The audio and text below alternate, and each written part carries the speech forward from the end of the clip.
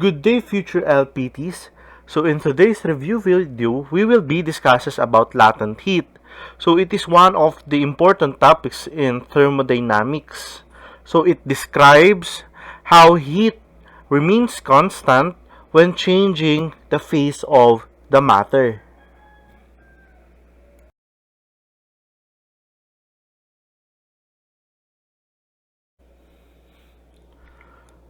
So we will discuss about latent heat through this simulation. So as you could observe from the simulation, there is a lump of water. So we can assume that it is ice. So yan, nasa negative 127 degrees Celsius siya. Okay. Now, what will happen if we injected heat energy in the system? Okay.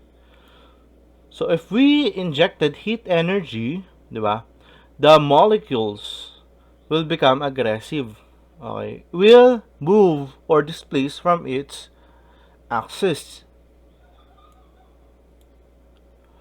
So, kung ma-observe nyo, kapag nag-inject tayo ng heat, paunti-unting naghihiwalay yung mga molecules from each other. Okay. So, it means that the ice is melting. Okay.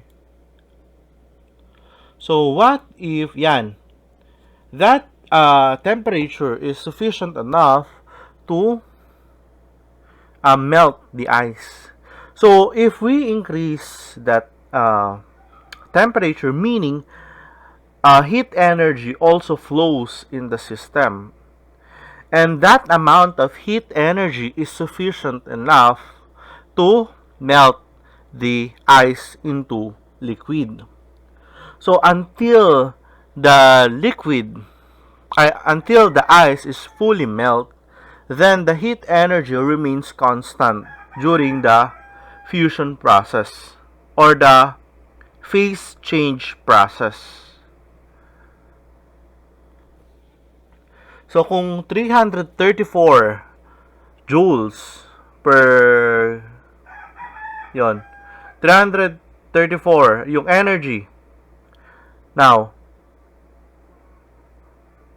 yun yung energy na nag-remain constant in the system until ma-fully melt yung ice into liquid. So, hindi mag-iiba yon. Remains constant yon.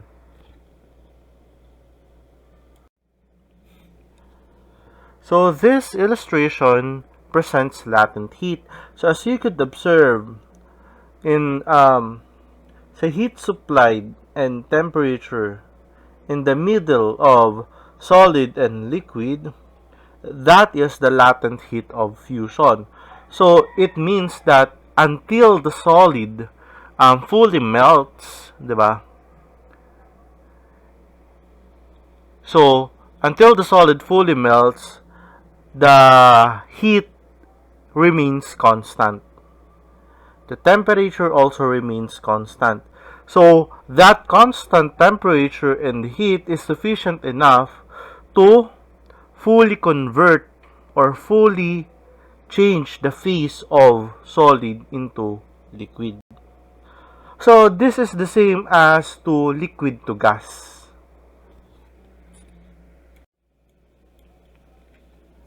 Latent heat of fusion is the amount of heat required to convert an object from solid to liquid or vice versa. So, yung tawag natin, latent heat of fusion. Converting the heat required converting solid to liquid. Because it has much higher value than specific heat, it allows you to keep a beverage cold for much longer by adding ice rather than simply having a cold liquid to begin with. It's also why frozen meat takes a long time to thaw but heats up quickly once it's thawed. So the enthalpy of fusion is another name for the latent heat of fusion. ice and water have enormous latent heats associated with them, which is why snow takes long to melt, and boiling water is used for cooking. So this is also important in keeping our planet comfortable to live, and also provides a fair amount of resistance to climate change.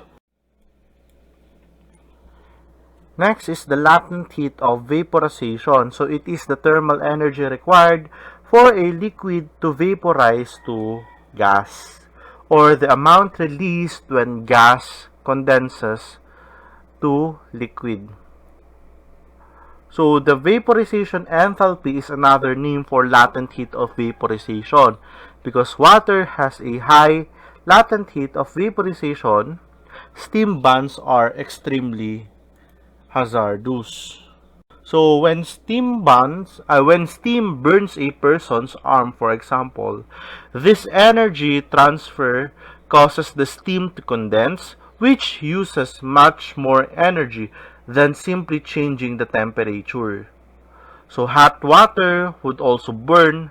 However, if a person were to get a hot water burn, that would only change the temperature of the person's hand and the water, and it will not cause the phase change. Therefore, steam water burns are much worse.